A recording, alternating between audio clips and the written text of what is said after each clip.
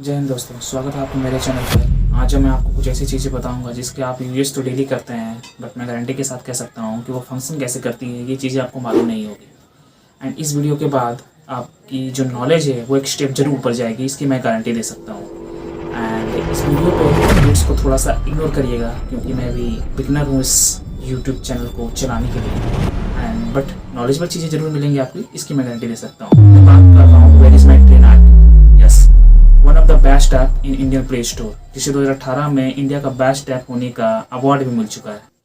इस ऐप को डिकोड करने से पहले ये 4 सवाल हमें भी देखने पड़ेंगे। सबसे पहले, इस ऐप का फाउंडर कौन है। सेकंड ये है कि ये ऐप काम कैसे करती है।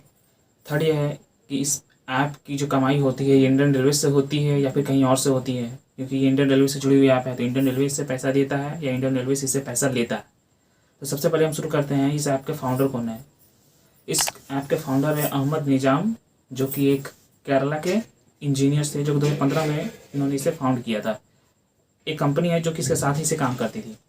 2018 में इस कंपनी को इस where is my train app को गूगल ने एक्वायर कर लिया 30 to 40 मिलियन डॉलर्स में। जो एंड उसके बाद अभी इसकी जो पूरी रख रखाव है वो गूगल ही करती है।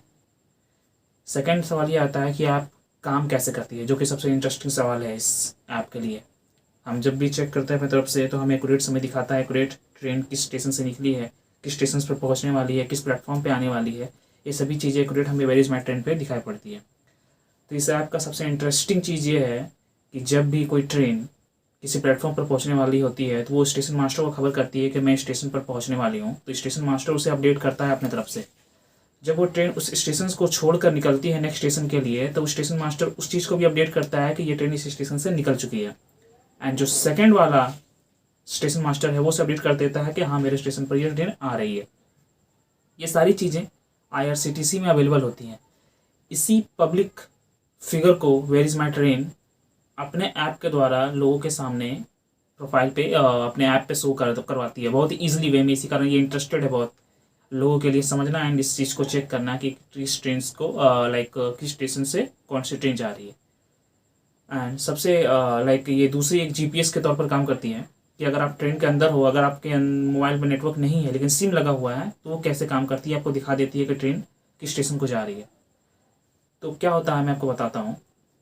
ये ट्रेन, जब आप ट्रेन के अंदर में हो and where is my train आपके फ़ोन पे हो, आपका नेटवर्क नहीं है फ़ोन में, बट आसपास के लोगों के पास, किसी के पास भी अगर वेयर इज़ माई ट्रेन है, तो वो उस डाटा को यूज़ करती है आपको अपडेट करने में कि हाँ, ये ट्रेन स्टेशन पर जा रही है।